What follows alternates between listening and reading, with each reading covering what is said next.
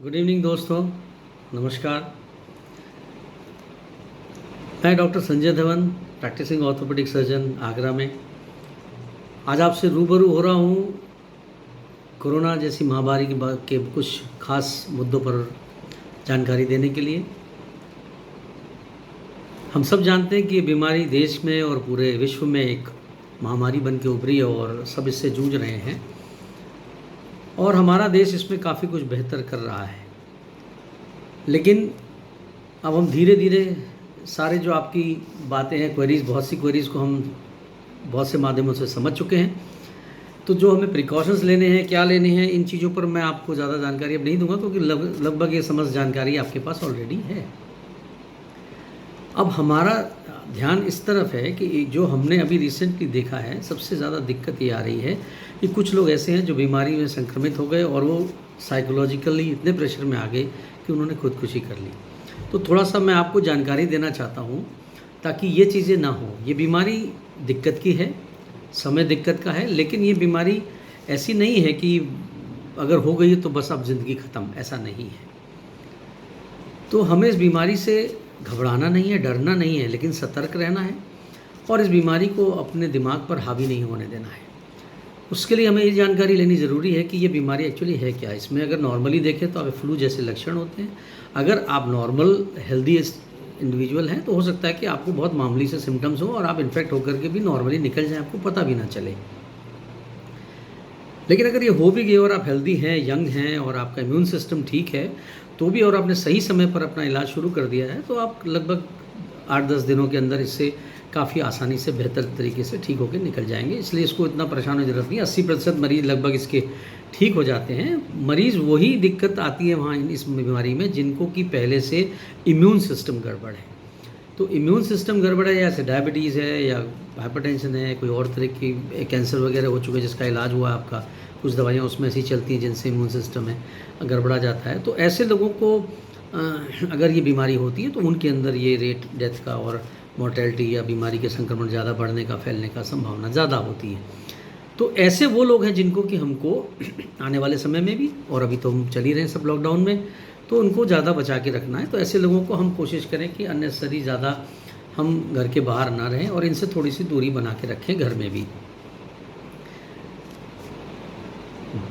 ख़ासतौर से जब अब लॉकडाउन ख़त्म होगा तो हमको ये भी ध्यान रखना है कि ऐसा तो होगा नहीं कि हम लॉकडाउन के बाद एकदम से कोरोना मुक्त भारत में पहुंच जाएंगे।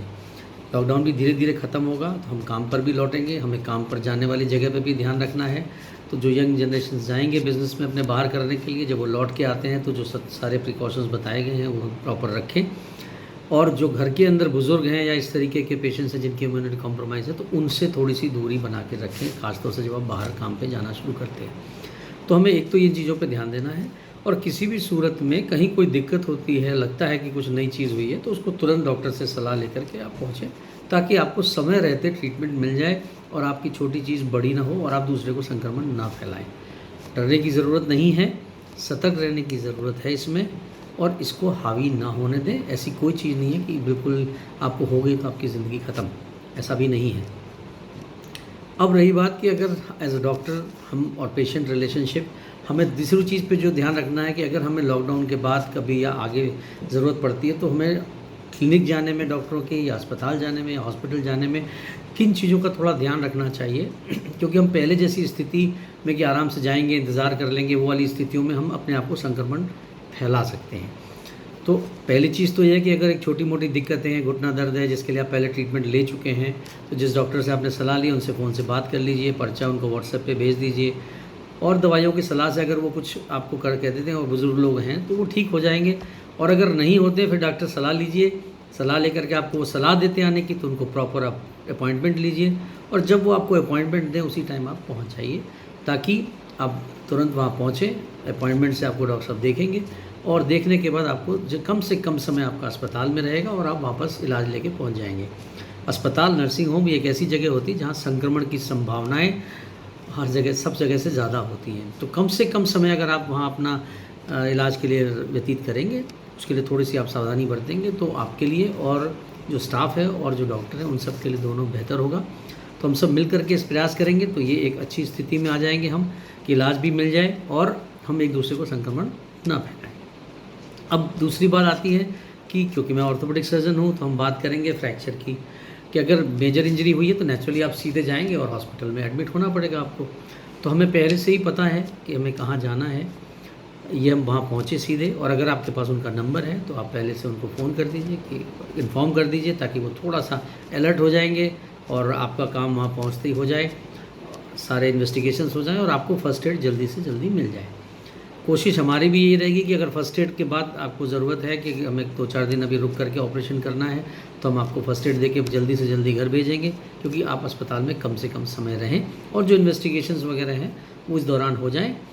फाइनली जिस ऑपरेशन करना है अगर ज़रूरी या तो फिर आपको उसी टाइम एडमिट करेंगे और जितनी कम से कम अस्पताल में रख करके आपको छुट्टी करें, ताकि आपका वहाँ पर एक्सपोजर कम हो।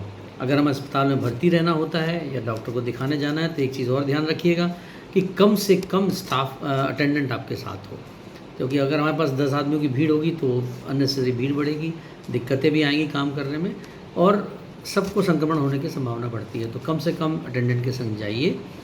और एक चीज़ ज़रूरी ये भी है कि जब इस वक्त हम किसी भी पेशेंट का ऑपरेशन करेंगे तो गाइडलाइन जो अब आई हैं उनके तहत हमें ये मान के चलना है कि किसी को भी हिडन इन्फेक्शन हो सकता है। ज़रूरी नहीं है कि उसको संक्रमण और उसके सिम्टम्स आ रहे हो। तो ऑपरेशन अगर होता है तो ऑपरेशन से पहले उसका एक ये कोविड का टेस्ट कराना ज़रूरी है और वो किया जाएगा। करने के बाद ही उसका ऑपरेशन होगा। और कोशिश ये करें कि किसी भी मरीज़ से जिस तरीके अगर घर में भी रहता है तो उससे उसको अलग रखें, उससे ज़्यादा लोग मिलने डायरेक्ट ना जाएं, क्योंकि मरीज़ की स्थिति में अगर वो इन्फेक्शन संक्रमित होता है तो वो उसके लिए हर तरह से नुकसानदेह है। तो दोस्तों मैं ये कहना चाहूँगा अंत में कि ये बीमारी और समय दोनों ख़राब हैं, लेकिन हमें बिल्कुल भी इससे घबराने की ज़रूरत नहीं है। हमें इससे सतर्क रहना है, हमें अपनी हिम्मत को बनाए रखना है और हम इससे जीतेंगे। अगर किसी भी तरीके का मानसिक दबाव इसमें नहीं बनने देंगे तो हम बहुत आसानी से इससे आने वाले 5-6 महीनों में उभर के आ जाएंगे। एक हर्ड इम्यूनिटी हमारे डॉक्टरी में कही जाती है, वो मिल जाएगी। करीब 5-6 महीने का समय जाएगा और इसके बाद लगभग धीरे धीरे सारी चीज़ें हमारी दिनचर्या जो है सबकी गाड़ी पटरी पे आ जाएगी। तो हमें अपने फ़ायदे नुकसान का नहीं देखना है, हमें सब मिल कर के और इस समय को 6 महीने के जो पीरियड है इसको निकालना है।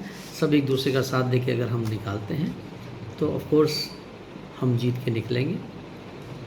जब तक के लिए जो गाइडलाइंस आपको बताई गई हैं सरकार के द्वारा और बीच बीच में भी आएंगी, उनको प्रॉपरली फॉलो करें तो शायद हम एक बेहतर स्थिति में रहेंगे और सब स्वस्थ रहेंगे। सब लोग स्वस्थ रहें इस कामना के साथ। नमस्कार।